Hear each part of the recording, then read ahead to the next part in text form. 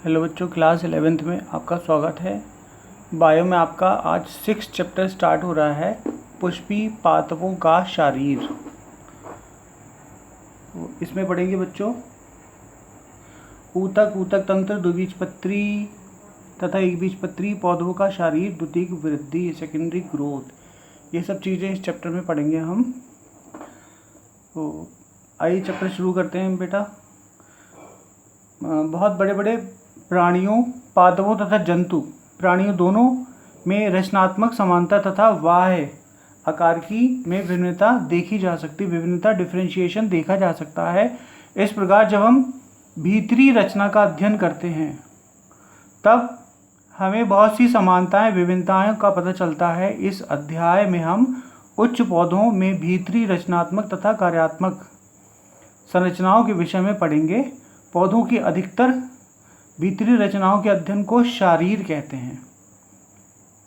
अंदर की रचनाओं के अध्ययन को शारीर कहते हैं। शरीर नहीं बेटा, शारीर है। पौधों में कोशिका आधारभूत इकाई है। पौधों की कोशिका एक आधारभूत इकाई है। कोशिकाएं ऊतक में और ऊतक अंगों में संगठित होते हैं। पौधों के विभिन्न अंगों की भीतरी संरचना में अंतर होता है। एंजियोस्पर्म में एक ही प्रकार की एकबीजपत्री की शारीरिक द्विबीजपत्री से भिन्नता होती है। भीतरी संरचना पर्यावरण के प्रति अनुकूलन को भी दर्शाती है। अब ऊतक क्या है बच्चों? ऊतक जो है वो एक ग्रुप ऑफ सेल है। Tissue is a group of cell which work same and that look same is called tissue।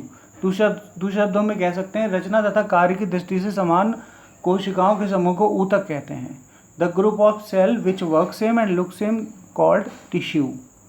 ऊतक कोशिकाओं का एक ऐसा वर्ग है जिसका उद्भव ही एक होता है। उनके कार्य भी प्राय समान होते हैं और विभिन्न प्रकार के ऊतक होते हैं, यानी एक जैसे दिखते हैं, एक जैसे कार्य करते हैं। ऊतक को दो प्रमुख विभजोतक मेरिस्टेमेटी तथा स्थायी ऊतक के रूप में बांटा जा सकता है। इनके वर्गीकरण का आधार कोशिकाओं का विभक्त होना अथवा ना होना होता है।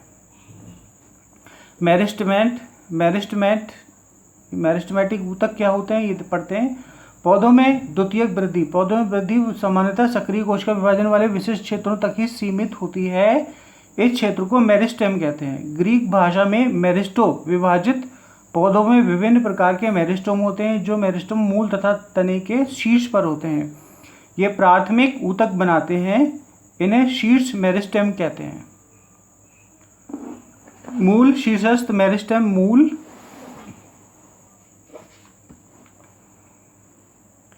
की चोटी पर तथा तने की शीर्षस्थ मेरिस्टेम की चोटी पर स्थित होते हैं। पत्तियों के बनने तथा तने की लंबाई के समय कुछ कोशिकाएं शीर्षस्थ मेरिस्टेम के पीछे छूट जाती हैं, जिन्हें कक्षीय कलिका कहते हैं। ऐसी कलिकाएं पत्तियों के अक्ष में स्थित होती हैं। ये कलिका से शाखा अथवा फूल बनाते हैं। जो मेरिस्टेम स्थायी ऊतक के बीच में होता है तब उसे अंतर्वेशी मेरिस्टेम कहते हैं। ये घास में उगते हैं और शाकाहारियों द्वारा खाए जाने भागों पर पुनर्जीवित हो जाते हैं। शीर्षस्थ मेरिस्टेम तथा अंतर्वेशी मेरिस्टेम दोनों ही एक प्राथमिक मेरिस्टेम है, क्योंकि ये पौधों की प्राथमिक अवस्था में ही आ जाते हैं। प्राथमिक या पूर्ववर्ती पादप काय बनने में सहायता करते हैं। मेरिस्टेम जो कि बहुत से पौधों की एक मूल प्रयोग में परिपक्व क्षेत्र में होते हैं। विशेषता रूप से ये काष्ठीय बनाते हैं। प्राथमिक मेरिस्टेम के बाद उत्पन्न होते हैं। इन्हें द्वितीयक या पार्श्वी मेरिस्टेम कहते हैं। ये सिलेंडराकार होते हैं। मेरिस्टेम होते हैं। फूलीय कैम्बियम, अंतरफूलीय कैम्बियम तथा कार कैम्बियम पार्श्वी कैम्बियम को उदाहरण है। प्राथमिक अथवा द्वितीयक मेरिस्टेम में कोशिका विभाजन के बाद नई नई कोशिकाएं बनती हैं, जो रचनात्मक तथा क्रियात्मक रूप से विशिष्ट होती हैं और इनमें विभाजन की क्षमता नहीं होती। ऐसी कोशिकाओं को स्थायी अथवा परिपक्व कोशिकाएं कहते हैं। ये कोशिकाएं स्थायी ऊतक बनाती हैं। पौधों की प्रारंभिक काय बनाने के समय शीर्षस्थ मेरिस्टेम के विशिष्ट क्षेत्रों से त्वचीय ऊतक, भरण ऊतक तथा संवहन ऊतक बनाते हैं। ओके बच्चों, thank you so much for watching my video.